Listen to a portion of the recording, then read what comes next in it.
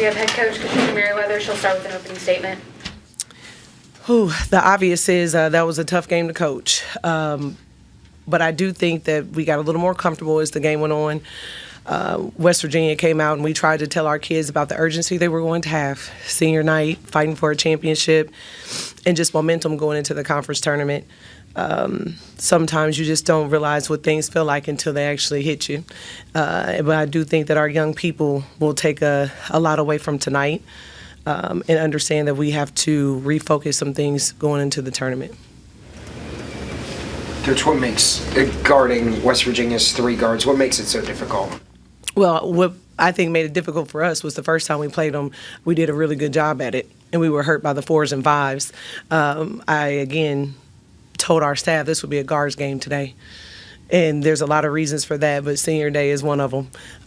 So I think what makes it difficult is Jordan Harrison is so unselfish.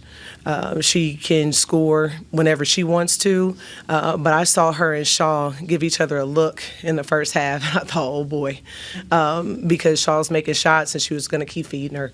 And I think that's what makes a point guard and what has turned a West Virginia team that some people didn't think would be ranked in the top 25 into one of the best teams in the country and obviously one of the best teams in the Big 12. Coach, is one of the difficult things getting your team to realize that there are places West Virginia probably wanted you to throw the ball against their press, and if you don't have enough ball handlers to be comfortable everywhere, how do you work against that? How do you get that message across? It's tough. I think sometimes we put our post players in really tough positions, and ultimately we've practiced 5 different press breakers in the last 3 years, and I'm not sure any of them work all the time because West Virginia and the coach does such a great job of just making sure that you're uncomfortable, whatever that looks like. And I think that press morphs itself into whoever they're playing against. So obviously keeping the ball out of Kalia DeVillis's hands is a primary objective, and then getting the ball into our 5 players' hands for them to feel like they can dribble it and then tip it from the back and that sort of thing. So you practice those things. The reality is until you actually get into the game, you have to make some in-game adjustments, and I thought we did that a few times, and it helped us. I thought we advanced the ball much better tonight than we have in more recent games against them. Just early on, we didn't make many shots, and I think what really, really affected this game was us fouling and putting them in the bonus in the first 5 minutes of the first quarter. It affects the way you defend. It affects the way you do everything.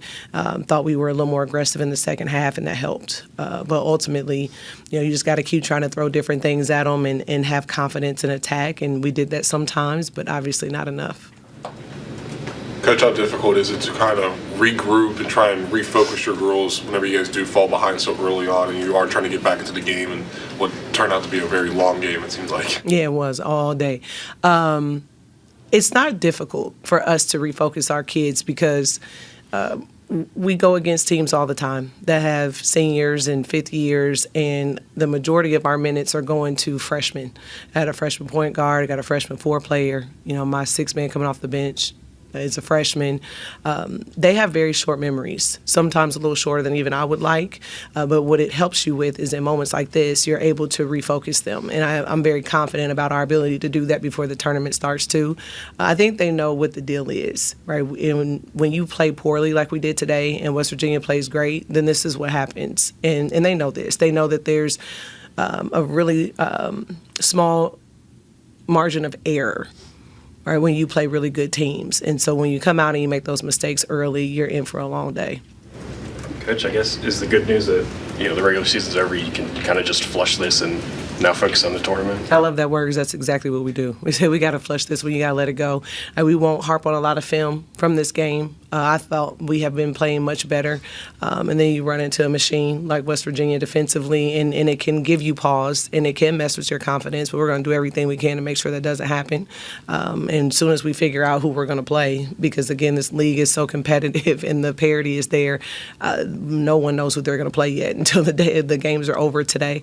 But, yes, we're going to flush it, and then we're just going to start preparing for whoever we play in the first round. Coach, what did you like from Maya tonight? Yeah.